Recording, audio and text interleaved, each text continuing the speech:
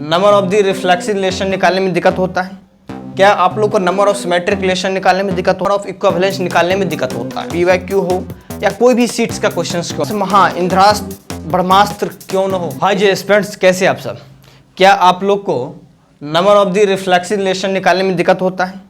क्या आप लोग को नंबर ऑफ सिमेट्रिक रिलेशन निकालने में दिक्कत होता है? क्या आप लोग को नंबर ऑफ इक्विवेलेंस निकालने में दिक्कत होता है? मैं इसलिए बता रहा हूं क्योंकि बहुत सारे ऐसे क्वेश्चंस आप लोग को टकराते होंगे, पीवाईक्यू हो या कोई भी सीट्स का क्वेश्चंस क्यों ना हो। आप लोग को number of the reflexive relation आप लोग को पूछ ही देते हैं कि बताओ कितने होते हैं। आज तो मैं 1 2 3 4 ही 4 ही टर्म लिया हूं। अब यदि आप लोग को कंसेप्ट के माध्यम से यदि आप सीख जाएंगे तो कोई सा भी कितना भी टर्म क्यों ना हो आप लोग बना सकते हैं। अब मैं आप लोग को ऐसी खतरनाक ट्रिक आज हम लोग आप लोग को बताने वाला हूं कि कितना भी महा से महा इंद्रास्त्र ब्रह्मास्त्र क्यों न हो, ऐसे क्वेश्चंस आप लोग एक ही प्रहार में आप लोग उसको खत्म कर देंगे। तो आज हम लोग ऐसे ट्रिक्स जानने वाले हैं। सबसे पहले हम लोग आज देखेंगे number of the reflexive relation. कहीं पर भी आप लोग को पूछा जाए तो टर्म काउंट करना है, कितना होगा 1 2 3 4। आज कितने टर्म है? 4 सेट्स में कितने हैं? 4 टर्म। तो क्या करना है, 2 के पावर 4 का स्क्वायर माइनस 4, ये है रिफ्लेक्सिव रिलेशन निकालने के लिए। ठीक है, अब इसको सोल्व कर लेंगे। ये इसको तो कर सकते हैं, तो इसका 2 का पावर कितना हो जाएगा? 12 आंसर हो जाएगा। ठीक है, अभी आप लोग सिर्फ देखेंगे कि ये ऐसे किए, 2 के पावर 4 का स्क्वायर माइनस 4, 2 के पावर 12 आंसर आ गया। मैं एक जगह इकट्ठा करके लिख दूंगा मैं अभी। ठीक है, number of the symmetric relation on the sets.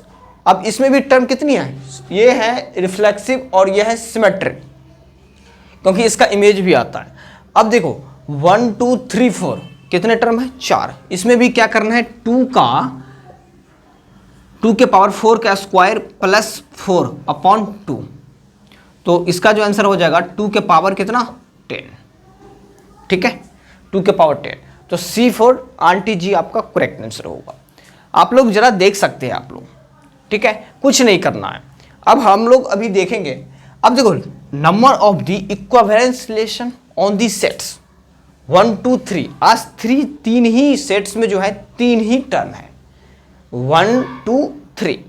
ठीक है, 4 भी हो सकता है, 5 भी हो सकता है, 6 भी हो सकता है, 7 भी हो सकता है, कितना भी क्यों ना हो। लेकिन ज़्यादा टर्म तक नहीं जाते, 4 ही 5 ही तक, इसी के बीच में कोई सा भी एग्जाम्स हो 3 4 ही टर्म तक ही रहते हैं। अभी हम लोग 1 2 3 के देखेंगे। अब इसके बाद हम लोग 4 टर्म को भी देखेंगे। ठीक है, सीखेंगे number of the equivalence relation हम लोग कैसे निकालेंगे। कुछ नहीं, एक शानदार ट्रिक आप लोग को बताने वाला हूँ। कहीं पर भी आप लोग को इक्विवेलेंस रिलेशन निकालने के लिए बताया जाए तो आप लोग क्या करेंगे, 1 और 1 1 1 से क्या करेंगे, स्टार्ट करेंगे। 1 लिखेंगे सबसे पहले, फिर इसके बाद 1 लिख देंगे। अब ऐड तो करना आता है बिल्कुल। 1 1 को ऐड करेंगे, कितना होगा? 2। ठीक है, अब 2 को हम इसके नीचे लिखेंगे, इसके नीचे। अब इन दोनों को क्या करेंगे, ऐड कर लेंगे। तो 1 2 को ऐड करेंगे, कितना हो जाएगा? 3। और 3 2 को भी ऐड कर लेंगे। ठीक है, तो कितना हो जाएगा? 5। तो यदि 3 टर्म तक है तो इसका 5 आंसर हो जाएगा। ठीक है, इसका 5 आंसर हो जाता। अब हम लोग यहां से देख सकते हैं, कहीं पर भी आप लोग को number of the reflexive relation यदि पूछे तो क्या करना है, 2 के power n square minus n करना है। Number of the symmetric relation यदि पूछे 2 के power n square plus n by 2 करना है। ठीक है, इससे पहले आप लोग देख चुके थे कि नंबर ऑफ 4 टर्म वाले देख चुके थे। अब मैं एक जेई का पूछा गया क्वेश्चन लिया हूं। ठीक है, number of the reflexive symmetric relation of the sets. सबसे पहले क्या करना है, मुझे कहीं पर भी आप लोग को देखे रिफ्लेक्सिव हो या सिमेट्रिक हो, कहीं पर भी आप लोग देखे तो सबसे पहले नंबर ऑफ टर्म देखनी है। टर्म कितने हैं वही होता है, n होता है। तो सबसे पहले 1 2 3 टर्म है, तो n यहाँ से कितना हो जाएगा? 3 हो गया। तो कुछ नहीं है, n ही तो मुझे ढूंढना है बिल्कुल। तो सिमेट्रिक के लिए क्या हो, रिफ्लेक्सिव के लिए क्या हो जाएगा? कुछ नहीं, यहीं पर इसको सोल्व करो, देखो यहीं पर सोल्व करो।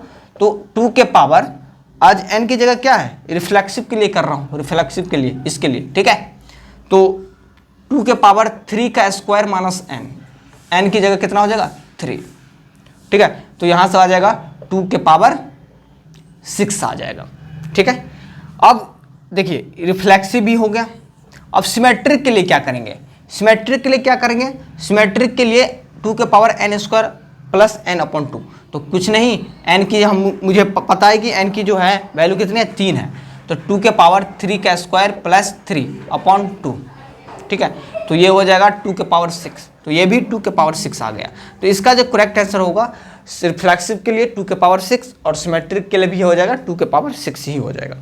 अब मजे की बात यह है कि number of the equivalence relation निकालने के लिए बता रहे हैं, निकालें। ये बहुत एग्जाम में पूछते हैं, ये सबसे ज़्यादा ये पूछते हैं। पिछले वाले में देखे होंगे कि इसमें 3 टर्म था, अभी हम लोग 4 टर्म लिए हैं, तो 4 टर्म के लिए क्या करना है, बिल्कुल सेम ही करना है। जिस तरह से हम लोग 3 टर्म्स के लिए किए वैसे ही हम लोग 4 टर्म के लिए भी करेंगे। कुछ नहीं करना है, देखो सबसे पहले 1 से ही स्टार्ट करेंगे, 1 और 1, ठीक है। तो 1 कितना होता है 2, तो 2 यहाँ पर लिख लेंगे। अब 2 को डायरेक्ट यहाँ पर लिखेंगे, ठीक है। फिर इसको क्या करना है, ऐड करना है। तो 1 2 कितना हो जाता 3, 2 1 कितना होता 3। अब 3 को 2 से क्या करना है, ऐड कर देना है। तो कितना यहाँ ऐड करके यहाँ लिखना है, यहाँ पे, ठीक है 5। अब 5 को क्या करना है, यहाँ पे लिखना है, ठीक है। अब इसको क्या करना है, ऐड कर देना है। जिस तरह से ऊपर ऊपर ऐड किए फिर इसको भी ऐड कर लेना है, ये ऐसी प्रक्रिया चलता ही रहता है। तो 5 2 कितना होता है 7। अब 7 को 3 से क्या करना है, ऐड कर देना है, कितना हो जाएगा 10। अब 10 को 5 से क्या करना है, ऐड कर देना है, कितना हो जाएगा 15।